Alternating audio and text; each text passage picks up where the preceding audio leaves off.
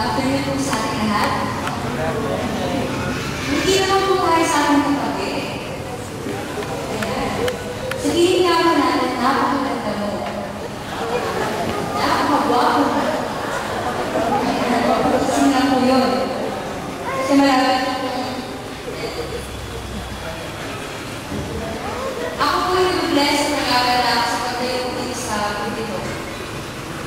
Noong una ako nabaka na ako dahil first time ko talaga ako nasalita din sa harapan.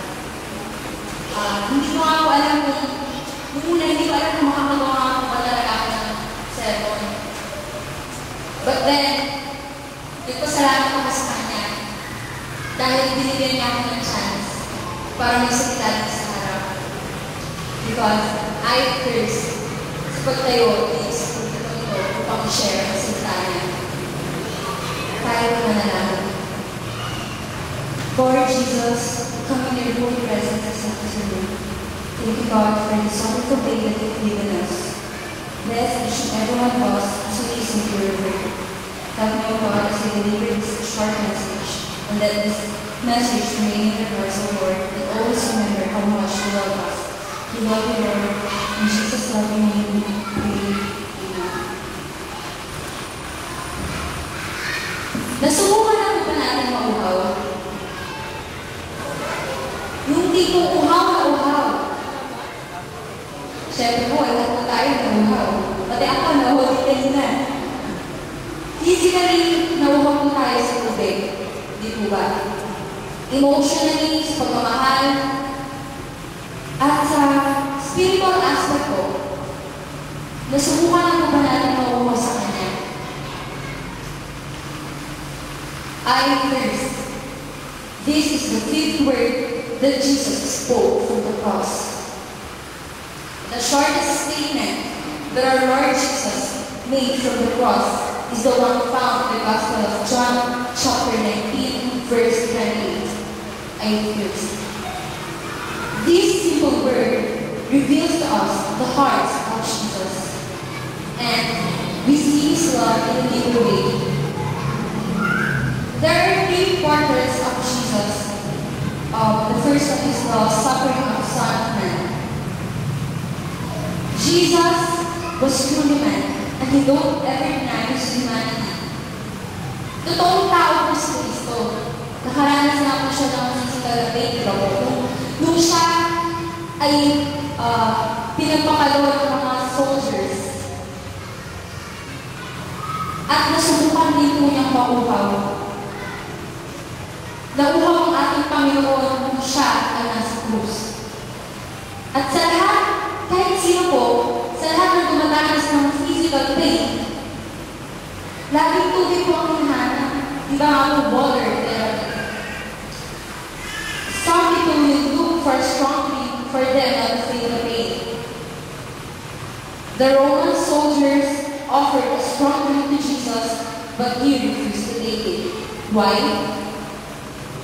Jesus chose to endure the pain to fulfill the scriptures. He was in full control of Himself, at hindi naging handa ang sakit na nararamdaman niya para po tayo ay maligtas sa ating kasalanan. Jesus just kept on going even without drinking when He was at His thirst. Lahat po tayo, nakakita na or na-encounter na po ng mga tao na sasaktan at nauuhaw. Physically na nauuhaw, emotionally na nauuhaw, at may iba po na spiritual burdens and battles na nakakarapagay. Our Lord Jesus, who cried, "I thirst," has identified Himself with our every need. The second portrait is the obedient servant of God. Jesus obeyed completely the Word of God. Everything that our Lord God did was obedience to the Word of God, the Father.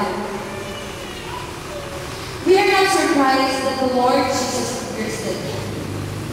Crucifixion is an agonizing form of death. Kahit sino naman po, di ba po? Pag nakikita mo natin yung tao na nakapako sa post na lahat ng physical juices na lumalabas sa kanyang katawan.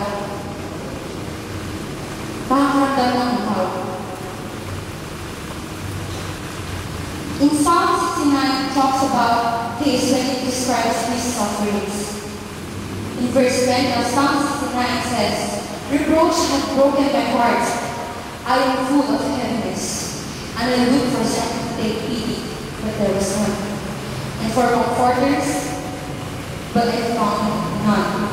In verse 20, "My throat is dry, my eyes fail while I wait for my God." Dito po natin makikita na kahit na naghihirap na ang ating Diyos, na si Jesucristo, ay sinunod pa rin po niya ang nais ng kanyang Ama. And lastly, the loving Savior of sinners. Sobrang kauhawan po ang naranasan ni Jesus nung siya ay nakapako sa krus. While Jesus was at the cross, He endured hell for us. Hell is a place of thirst. Kung dito nga po sa ating lugar, naiinilan tayo na maranasan tayo ng kauhawan, paano pa po kaya sa lugar kung saan walang kalabusan ang pagkauhaw dahil sobrang init? Sila ay nauuhaw physically, but spiritually. People in that place of judgment are saying, "I thirst." But people in that place will be forever thirsty because they are not able to be satisfied. They will thirst for reality and satisfaction, but their thirst won't be quenched. Hindi na po masasatisfy ang kanilang uhawan. Hindi po nila natanggap sa Jesus bilang tagapagligtas nila na sila po ay mabuhay. Kaya ngayon, sila po ay nakakaranas ng matinding kauhawan kay Jesus. Tayo po ba habang tayo po ay mabuhay, naranasan po ba natin ngayon yun? Yung kahit na lagi po tayo sa church, pero patuloy po tayo nauuhaw sa Kanya. Nauuhaw tayo marinig ang Kanyang salita. Nauuhaw tayo maramdaman ang Kanyang pagmamahal.